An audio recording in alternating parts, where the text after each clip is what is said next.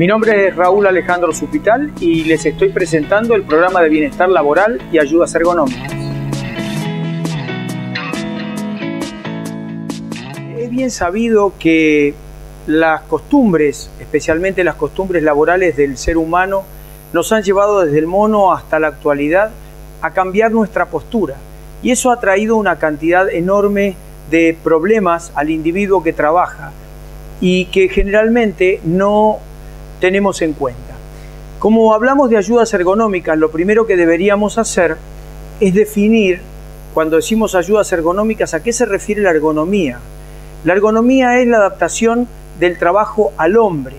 La misma tiene que ser aceptable por el organismo humano físicamente y fisiológicamente, y que ésta se produzca sin fatiga excesiva, sin degradación insidiosa y sin avejentamiento anticipado, y sobre todo, para nosotros los profesores de educación física, que permita transcurrir una vida profesional de algunas decenas de años sin inconvenientes, cosa que a veces no se da o no es muy frecuente.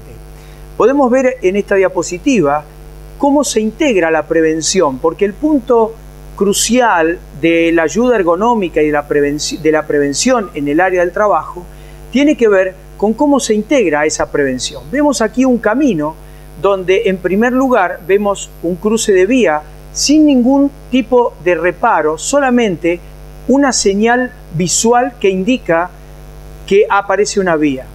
En segundo lugar, y ya tomando la primera curva, vamos a ver la misma vía, pero allí con barreras que suben y bajan. Y en tercer lugar, y como tercera curva, vemos esta misma vía que pasa por encima del camino. Cuando hablamos de integración de la prevención, la vía es la misma, pero en los tres lugares ustedes podrán entender cómo la prevención es completamente diferente. En el primer lugar, ustedes se encuentran con que no hay ninguna precaución más que un cartel y el riesgo es muy alto, mientras que en la última el riesgo es bajísimo. Y de eso se trata la prevención. ¿La prevención para qué? La prevención para la salud y tener seguridad en el trabajo. Entonces, cuando nosotros desde el punto de vista de la actividad física y el trabajo hablamos de la seguridad y la salud en el trabajo, tenemos dos grandes desafíos. El primero es disminuir los accidentes de trabajo. ¿De qué manera? A través de la prevención. Y en segundo lugar, disminuir las enfermedades profesionales que se producen por reiteración de conductas en los mismos. Y para ejemplificar, vamos a ver el caso de un trabajador de imprenta. Ustedes podrán decir, ¿un trabajador de imprenta realmente cuáles son sus riesgos? Bueno, en este caso, y es un caso real que hemos investigado, tenemos un trabajador de imprenta que trabaja durante 12 horas diarias de lunes a viernes. Este trabajador de imprenta mueve papeles, mueve cajas, y eso le representa aproximadamente desplazar 20 kilogramos por minuto. En sus 12 horas de trabajo tiene una hora de descanso en la que almuerza y se relaja. Pero si nosotros consideramos los 20 kilos por minuto, esto van a ser 1.200 kilos por hora de trabajo, es decir, 12.000 kilos de desplazamiento de carga por día, teniendo en cuenta que son 12 toneladas y por supuesto no hay columna vertebral ni estructura ósea humana que pueda soportar 12 toneladas por día. Nosotros los profesores trabajamos o hemos trabajado en muchas escuelas y muchas veces nos recibe a la mañana el portero. Bueno, el portero se encarga de hacer tareas de limpieza.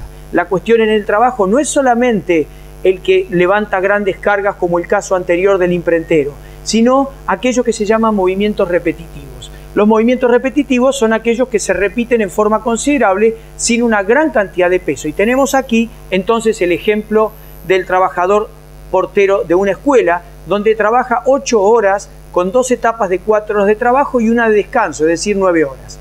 Bueno, barre durante 30 minutos del día, lo cual le implica hacer 2.700 movimientos, siempre con una mano y con un hombro de un lado y con el otro del otro lado. Por lo tanto, esa estructura del tren superior se ve afectada.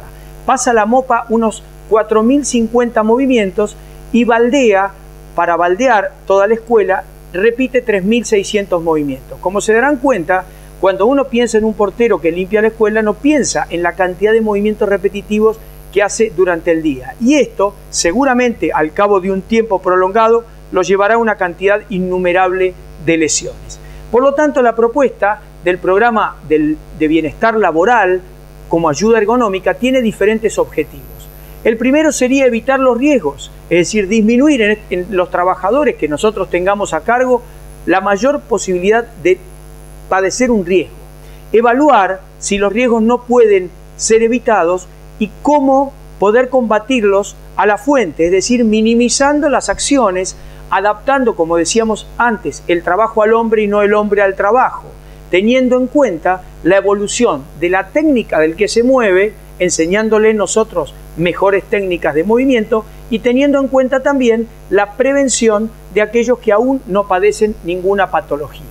Podemos ver ahora en el slide un ejemplo absolutamente común y habitual a 3 trabajadores empleados administrativos que trabajan en una oficina, donde en esta foto de espalda y de perfil ustedes podrán observar no solamente que los cuerpos son completamente diferentes, sino que también las alturas de las cabezas y la postura de su dorso es completamente diferente. Sin embargo, estos 3 trabajadores usan el mismo asiento, por lo tanto, es factible pensar que alguno o todos ellos van a tener alteración patológica en su columna vertebral.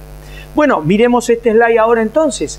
Cuando nosotros trabajamos sentados, ustedes van a poder observar, en primer lugar, teniendo en cuenta que la carga en la columna lumbar L3 y L4 en distintas posiciones, considerando la primera, que esta columna que está rayada, donde tenemos un individuo de pie, como el simple hecho de flexionar el tronco al frente, incrementa un 50% esa carga de 100 a un 150, y si le pusiéramos un peso, 220% arriba. Ahora, fíjense en las columnas del sentado, donde el individuo en buena posición, correcta posición de su columna en posición sentado, aumenta un 40% la carga sobre sus discos lumbares respecto de la posición de pie erecto, mientras que si encima tiene una posición anómala en su sentado, va a aumentar un 85% y esto va a traer lesiones y patologías. Del mismo modo que en este slide podemos observar las distintas cargas sobre la columna vertebral de acuerdo a la altura del asiento.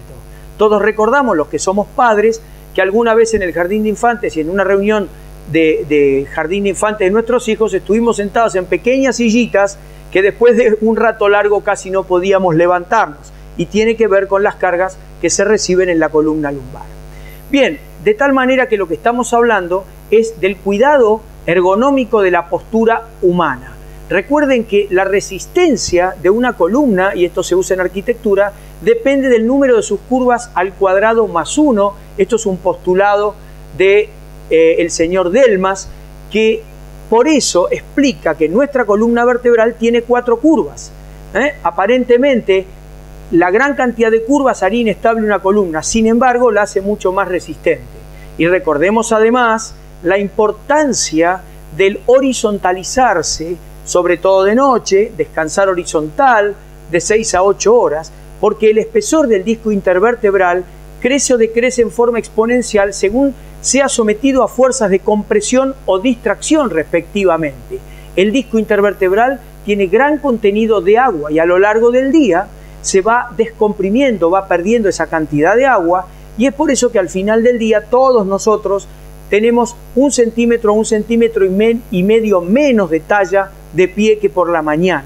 Es muy importante entonces decubitarse de 6 a 8 horas, porque al crecer o decrecer exponencialmente, si nosotros descansamos en esa posición menos de 6 horas, nuestros discos no se van a poder rehidratar adecuadamente y por lo tanto eso va a traer como consecuencia lesiones en el disco intervertebral, aquello que conocemos como discopatías. Lo mismo que cuando nosotros cargamos peso sobre la columna lumbosacra, es decir, lumbar 4, 5 y sacra 1, donde de acuerdo a la posición que tomemos de nuestras rodillas, vamos a aumentar o no las cargas sobre los músculos espinales.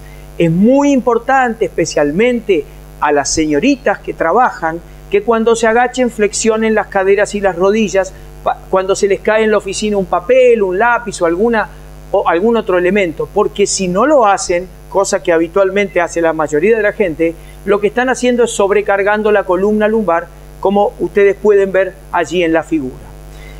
Y es importante entonces que la sumatoria de cargas que vamos haciendo sobre la columna terminan por producir una ruptura del disco y producir la tan famosa hernia de disco, donde el núcleo pulposo del disco intervertebral rompe las fibras del anillo, sale por atrás y está apretando un nervio, está apretando un cable, y por eso es sumamente dolorosa y sumamente invalidante, a tal punto que mucha gente no puede ni siquiera ponerse de pie y tiene que permanecer en cama mucho tiempo. Es muy importante entonces, a nivel de ayuda ergonómica laboral, que usted que está sentado en la oficina o en cualquier lado no pase periodos más de 40 a 50 minutos sentado quieto en su asiento, que se mueva, que haga ejercicios y que además tenga en cuenta que la actividad física es para la salud. Es muy importante entonces observar permanentemente nuestra postura y especialmente pedir el asesoramiento a cualquier profesional. Esperamos tu propuesta, tu idea y tu comentario para aportar y seguir creciendo juntos.